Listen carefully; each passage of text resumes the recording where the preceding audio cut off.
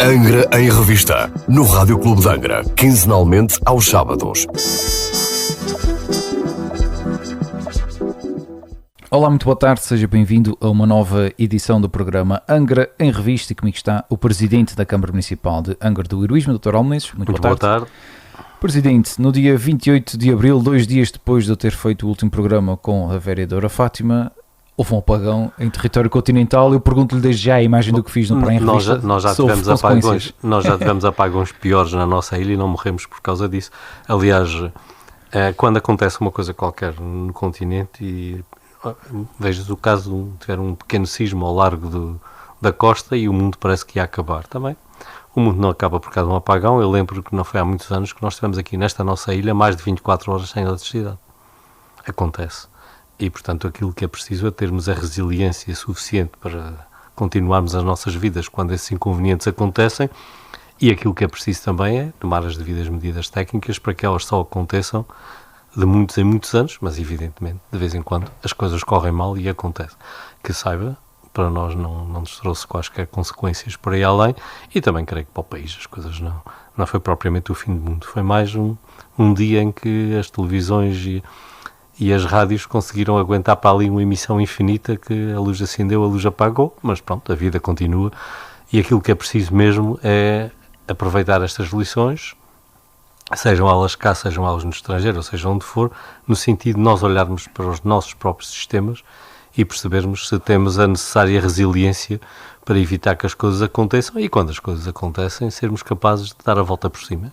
E creio que foi isso que acabou por acontecer, tanto em Portugal como em Espanha. As coisas acabaram por se resolver dentro dos possíveis. Obviamente que há sempre problemas que acontecem, o pior deles provavelmente foi um que levou à morte de uma pessoa, mas isso são, enfim, os infelizes acasos da vida que nós temos que evitar a todo o custo, e espero que os ensinamentos tirados se apliquem também aqui.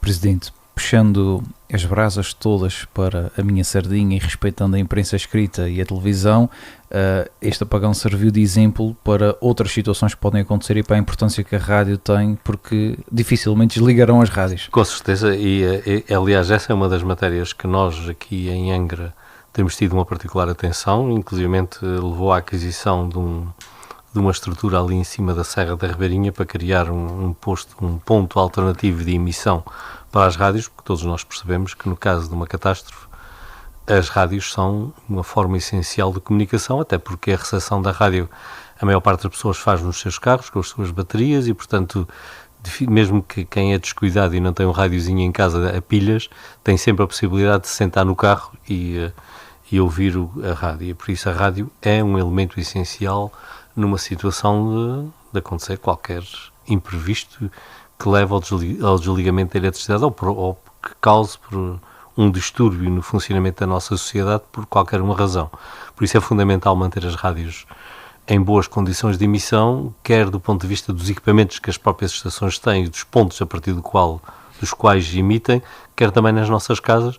E apesar dos sismos, felizmente, terem-nos deixado sossegados nos últimos tempos, nós nunca sabemos quando é que eles regressam, e é importante aquela recomendação de ter lá em casa um rádiozinho a pilhas para algum dia que seja preciso. Não custa nada ter realmente o kit de emergência, como está plasmado nas autarquias, nos seus sites, na Proteção Civil e por aí fora. Não custa nada ter. Não custa nada, e pode ser extremamente útil, porque permite realmente saber o que se passa, receber as informações necessárias e ser capaz depois de tomar as devidas medidas de salvaguarda de pessoas e bens, que é o essencial quando essas coisas acontecem. Por isso é importante nós olharmos para estas lições, mas também não vale a pena ficarmos também demasiado pregados nisso. Faltou a luz, pois faltou a luz. Continuamos a viver mesmo sem luz. Vamos para a rua, porque na rua havia luz natural. Presidente, olhando mais especificamente para o município, a autarquia tem sido recorrente a organizar eventos neste âmbito, e este foi só mais um. Peço-lhe um ponto de vista daquilo que aconteceu na 3ª edição das Jornadas Mundiais da Saúde para a população sénior. O município tem sido recorrente. O nosso município é um município que, como aliás a maior parte dos municípios dos Açores e uma boa parte dos municípios da Europa, nós temos uma população envelhecida. é uma característica dos países desenvolvidos porque a esperança de vida aumentou muito e porque a natalidade diminuiu. Nós temos uma população em que a percentagem de pessoas que estão nas idades mais avançadas é muito superior àquilo que seria expectável numa pirâmide etária mais equilibrada. Nesse contexto, o município tem vindo a tomar uma particular atenção e dar muito investimento naquilo que é o apoio aos mais idosos. E uma das questões fundamentais para os mais idosos são as questões da saúde. Só vale a pena termos uma vida prolongada se tivermos uma vida com qualidade, e isso implica termos necessariamente saúde. Sem saúde a vida não é propriamente, embora obviamente nós todos queremos viver mal ou bem, mas a verdade é que é muito diferente termos qualidade de vida ou não a termos. E estas jornadas visaram essencialmente olhar para isto e ver o que é que nós precisamos de fazer no sentido de garantir o máximo de saúde na fase final da vida das pessoas. Muito bem, já agora gostava de deixar o tema destas jornadas, que foi envelhecer bem, saúde, atitude e felicidade. O que resume exatamente o que o Presidente acabou de dizer. Essa que é a questão fundamental no prolongamento da vida. Não vale a pena prolongar a vida só por prolongar, é preciso dar-lhe qualidade, e o objetivo é esse mesmo. Há também, ainda no mesmo âmbito, a inauguração de um novo espaço no âmbito do projeto A Voz por Linhas e Travessas. Esse é um projeto que tem tido um grande sucesso porque permitiu conjugar duas coisas. Por um lado, a experiência adquirida e os saberes das pessoas mais idosas que os põem ao serviço desse projeto, e por outro, a capacidade de animar as pessoas, de as fazer juntar, de as tirar de casa.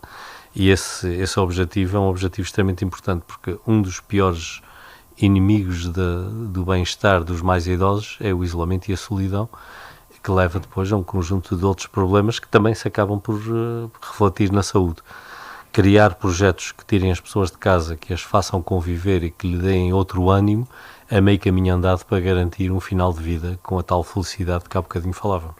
Já agora, e para complementar, esta é uma parceria com a Casa do Povo de Santa Bárbara, e este novo espaço é aqui no centro da cidade, na Rua Direita. Nós temos feito, no que diz respeito às políticas sociais, sejam as destinadas à juventude ou o que quer que seja, feito sempre o possível por não ser o município o executor, ser apenas o parceiro que apoia e financia e dirige, porque na verdade estas coisas funcionam muito melhor quando são instituições que têm uma vocação própria, específica para o fazer, é tomar conta da operacionalização.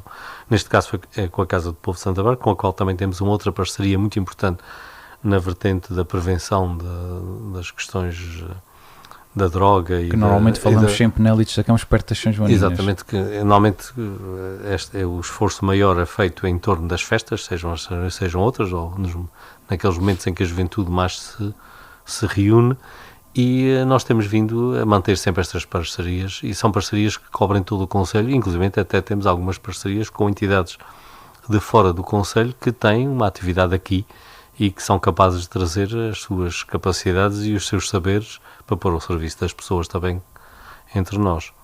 Muito bem, Presidente, foi, como é tradicionalmente bem conhecido em Angra do Heroísmo, foi assinalado o Dia Internacional do Jazz no final de Abril, também um marco que fica sempre na nossa agenda. A cidade de Angra, o nosso concelho, e a Ilha Terceira em particular, por razões que também têm a ver com a presença norte-americana aqui inicialmente e depois com aquilo que tem vindo a ser feito no investimento no jazz, é uma das áreas do mundo onde este tipo de música tem uma presença relevante, e por isso nós temos a obrigação de manter este percurso, que é um percurso que já leva várias décadas e que tem vindo a trazer até Angra alguns dos principais músicos da área, e já criou uma tradição que agora é preciso manter viva e manter atuante. Por isso, mais uma vez, é uma parceria, e é uma parceria que tem sido extremamente frutuosa. Presidente, vamos virar olhos, apesar do São Pedro não nos estar a ajudar muito, vamos começar a virar olhos. Nós estamos com um mês de maio que parece janeiro. Realmente. É verdade. Vamos virar olhos para o verão, para ver se também chamamos o São Pedro, e nomeadamente... Espero que ele ouça a rádio. Esperemos que sim.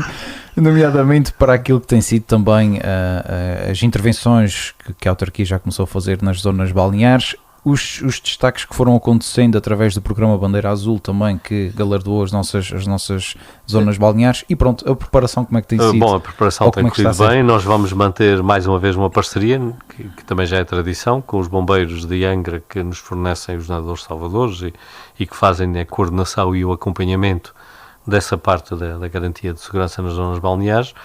As nossas zonas balneares, e isso foi destacado, estão muito bem equipadas. Nós temos os desfibrilhadores, este ano vamos ter uma novidade, que é a colocação de um sistema aqui automático de apoio no fanal, para permitir que, em caso de haver algum acidente, esteja lá uma coluna que tem os equipamentos necessários. Porque é uma zona de banho não vigiada. Uma zona de banho, porque também não faz muito sentido ser vigiada, porque fica aqui ao lado de uma vigiada, que é a Silveira. Exato. E, portanto, vamos melhorar também isso.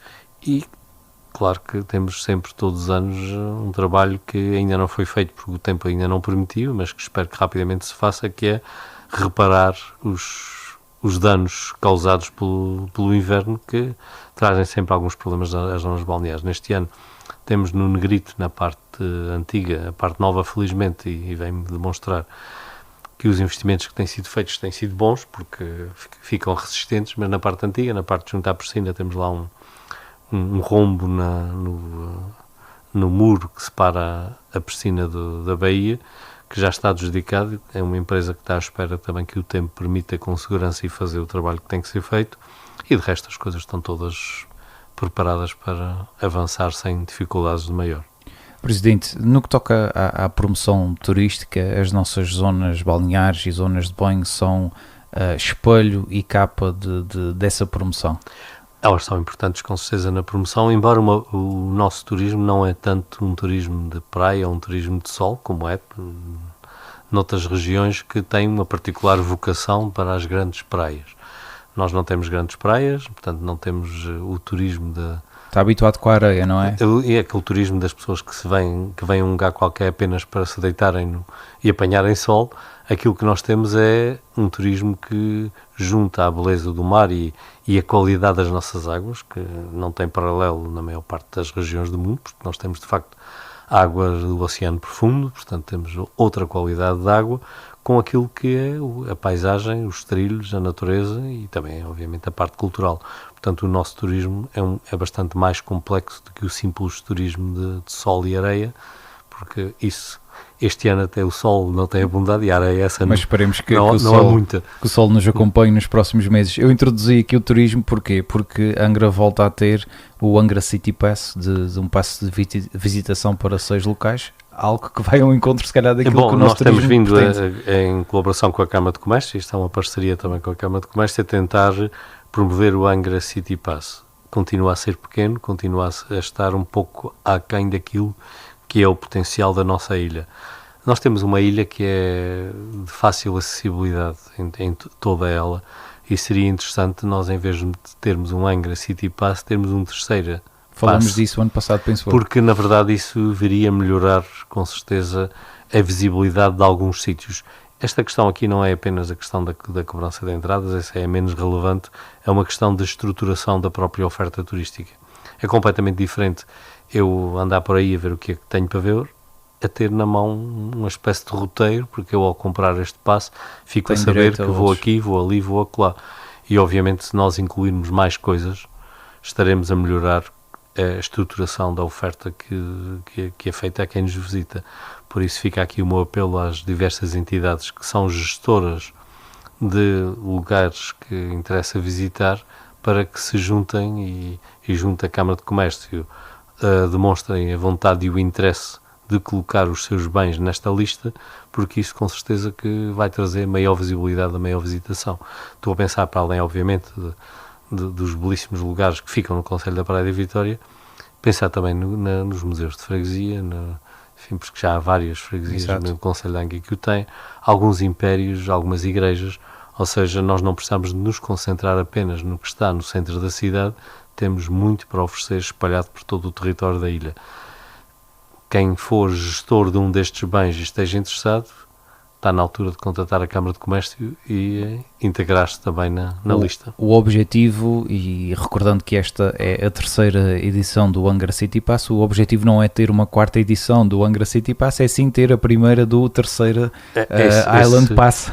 Isso seria o melhor que nós poderíamos conseguir e, mesmo que seja apenas do lado de Angra, integrar mais coisas. Eu rapidamente consigo visualizar vários sítios que deveriam estar incluídos nesta lista. Quantos de nós, por experiência própria, não gostaríamos também, quando vamos de férias, de ter um passe destes e poder fosse visitar uma espécie 3 de ou 4 guia, locais? diga-se, olha, este lugar é interessante, porque associado a isto está também a publicação depois de um guiazinho que tem a descrição de cada um dos sítios. Portanto, quanto mais sítios nós formos colocando neste sistema, melhor ficamos do ponto de vista da estruturação da oferta, para as pessoas não chegarem aqui e depois terem que andar a descobrir o que, na verdade, já devia estar tudo devidamente listado e devia estar na mão de quem nos visita.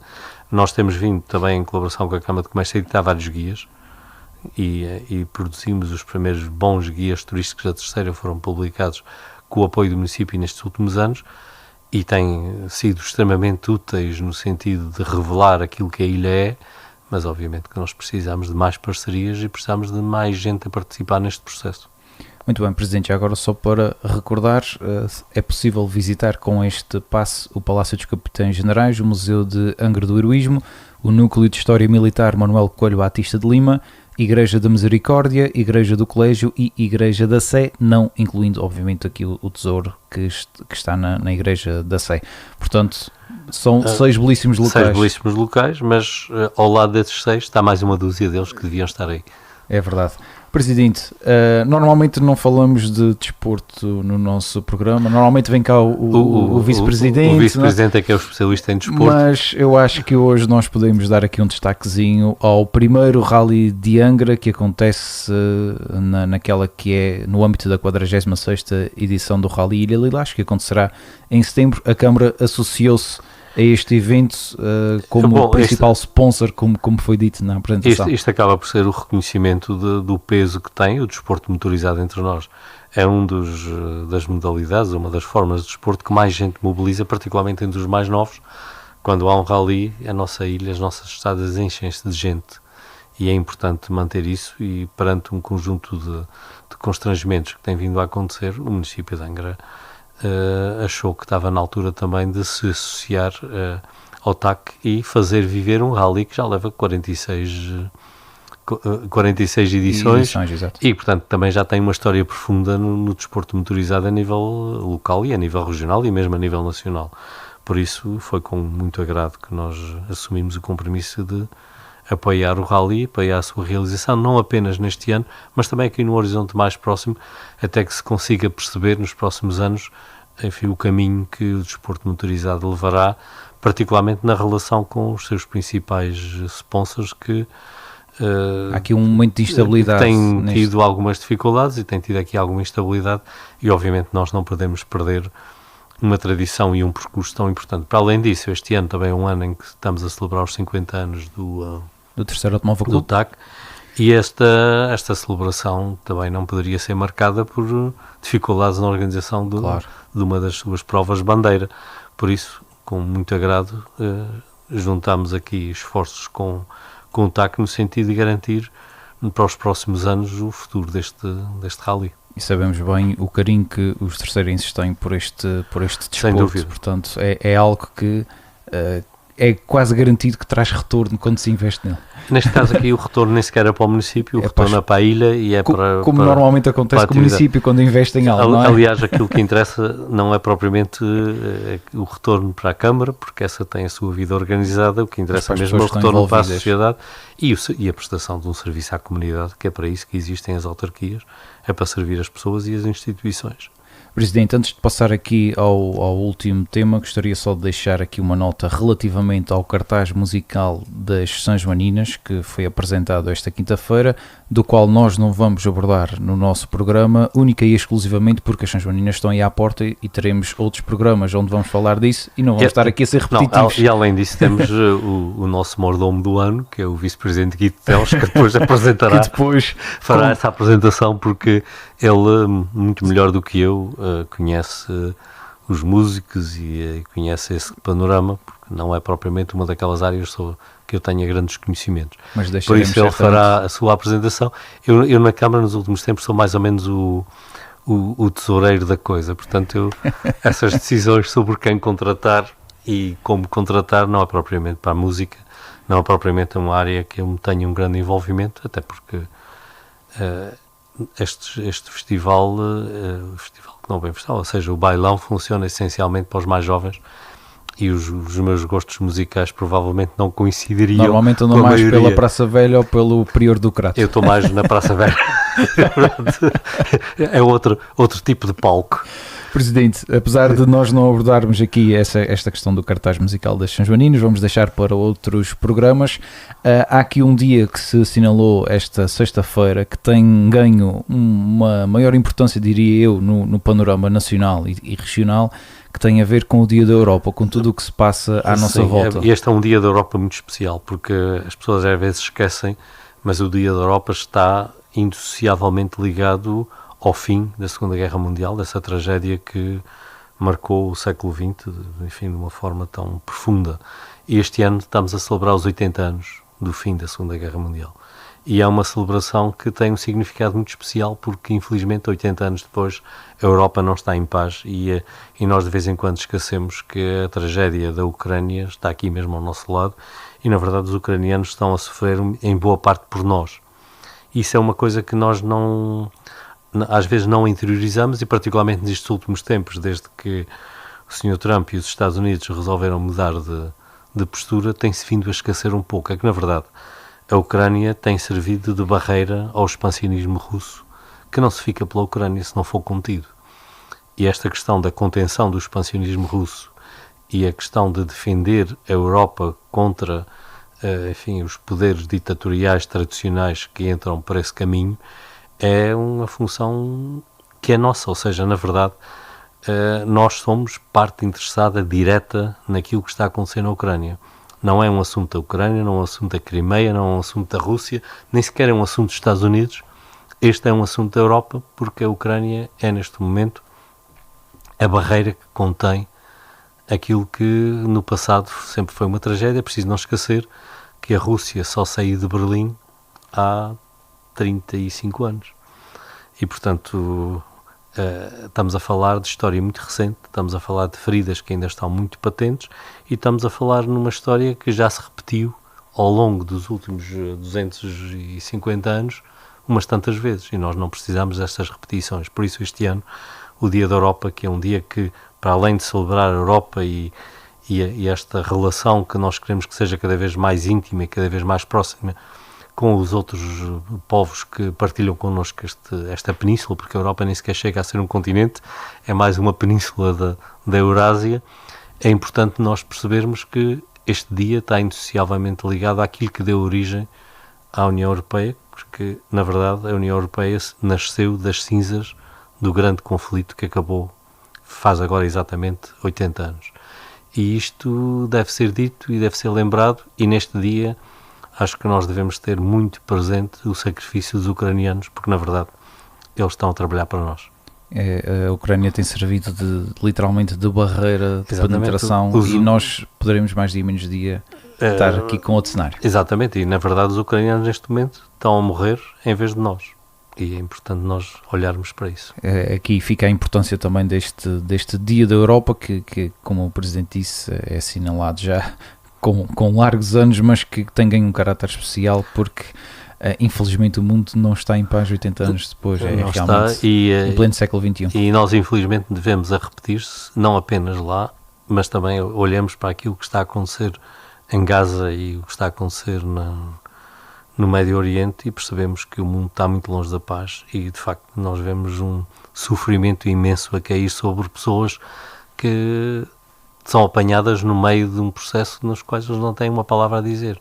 Não parece que as crianças de Gaza tenham escolhido nascer em Gaza ou tenham escolhido ir para a guerra e não para a paz e, portanto, estas coisas são coisas que devem ser a nossa revelação num dia em que nós celebramos a paz na Europa e celebramos a unidade que é preciso criar dentro da Europa, onde também existem brechas, também existem problemas, e é preciso atalhar a isso sob pena de o nosso mundo poder levar uma volta para pior. Muito bem, Presidente, obrigado por esta mensagem. Também deixa no final do nosso programa sobre o Dia da Europa que se assinalou nesta sexta-feira. Desde já agradeço-lhe novamente a disponibilidade em estar na Voz da Terceira. É um prazer estar aqui. Desejo-lhe também um bom fim de semana. Igualmente, bom fim de semana para os nossos ouvintes, que o tempo melhore e que a gente comece a ver uma restiazinha de verão, que já estamos com saudades. É verdade, já queremos bronzear um bocadinho. Também para os nossos ouvintes, um bom sábado e um bom fim de semana. Angra em Revista, no Rádio Clube de Angra, quinzenalmente aos sábados.